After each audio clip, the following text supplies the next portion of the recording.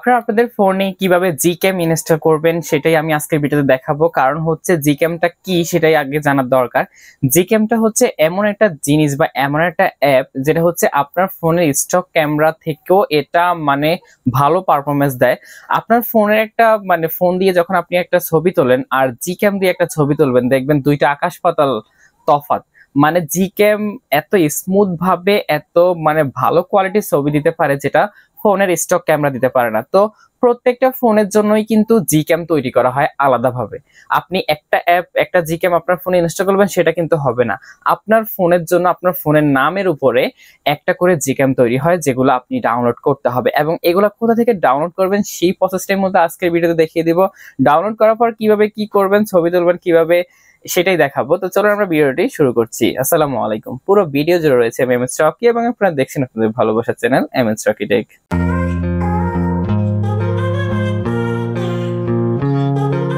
ওকে, আমরা সরাসরি চলে যাব হচ্ছে আমাদের যে প্লে স্টোরটি রয়েছে, আমরা প্লে স্টোরটি ওপেন করে নিব। তারপর হচ্ছে আমরা এখানে গুগল সার্চ বারে চলে আসবো। প্লে স্টোর যে সার্চ বারটি রয়েছে সেখানে ক্লিক করব। ক্লিক করার পর আমরা যেটা লিখবো সেটা হচ্ছে, আমি একটু দেখাচ্ছি আপনাদেরকে, জি লিখে আপনারা স্পেস দিবেন। স্পেস দিয়ে আপনারা লিখবেন জি ক্যামেটর, CAMETOR, জি ক্যামেটো লিখে আপনারা এখানে সার্চ করবেন। সার্চ করার পরে কিন্তু আপনাদের এখানে কিন্তু একটা অ্যাপ্লিকেশন চলে আসবে। এখানে অনেকগুলো আসবে, তো আমি মার্ক করে যেটা দেখাইছি ওইটার মধ্যে আপনারা ক্লিক করবেন। ওকে, ক্লিক করেছে, এটা জাস্ট আমরা এখন এখান থেকে ইনস্টল করে নিব। সো আমরা ইনস্টল করে নিচ্ছি। তো এটা কিন্তু অলরেডি ইনস্টল হয়ে গেছে, জাস্ট আমরা এখান থেকে ওপেন করে নিব। ওপেনে ক্লিক করেছে। ওপেনে ক্লিক করার পর আপনাদেরকে একটু এখানে ওয়েট করতে হবে। দেখুন এখানে ওয়েট করার পর আপনারা একটা জিনিস লক্ষ্য করবেন, আমার ফোনের যে নামটা রয়েছে সেটা কিন্তু এখানে শো করতেছে। এটা কিন্তু সব ফোনে সাপোর্ট করে না, আমি আগে থেকে বলে রাখছি। এটা কিন্তু নর্মাল যে ফোনগুলো রয়েছে এগুলোতে কিন্তু সাপোর্ট করে না। এটা সাধারণত মানে ভালো মানের যে ফোনগুলো বা হাই রেজলিউশনের ফোনগুলোতেই বেশিরভাগই সাপোর্ট করে। তারপরে আপনারা ট্রাই করবেন, আপনার ফোনটা যদি চলে আসে তত ভাগ্য ভালো। এখানে যদি আপনার ফোনের নামটা চলে আসে তাহলে বুঝতে হবে আপনার ফোনের জন্য এটা অ্যাভেলেবেল রয়েছে। আর যদি আপনার ফোনে এই নামটা মানে আপনার ফোনের নামটা যদি এখানে না আসে তাহলে বুঝতে হবে আপনার ফোনের জন্য কোনো GCam নেই। তো জাস্ট আমরা এখন কি করব, এই যে এখানে একটা এই যে চিহ্ন দেখবেন, আপনারা জাস্ট এখানে ক্লিক করবেন। ক্লিক করার পরে দেখুন এখানে স্টার্ট ডাউনলোড লেখা রয়েছে, আমরা জাস্ট কি করব, স্টার্ট ডাউনলোডে ক্লিক করব। ওকে, আমরা ক্লিক করে দিয়েছি। ক্লিক করার পরে হয়তো আপনাদের সামনে একটা অ্যাড শো হতে পারে, অ্যাডটা কেটে দিবেন আপনারা। ওকে, এখানে ডাউনলোড কিন্তু স্টার্টিং হয়ে গেছে। এখন আমরা জাস্ট এখানে আপনারা হয়তো 10-15 মিনিট লাগতে পারে, নেট কানেকশন বা নেট স্পিডের উপর নির্ভর করে কত মিনিট সময় লাগবে।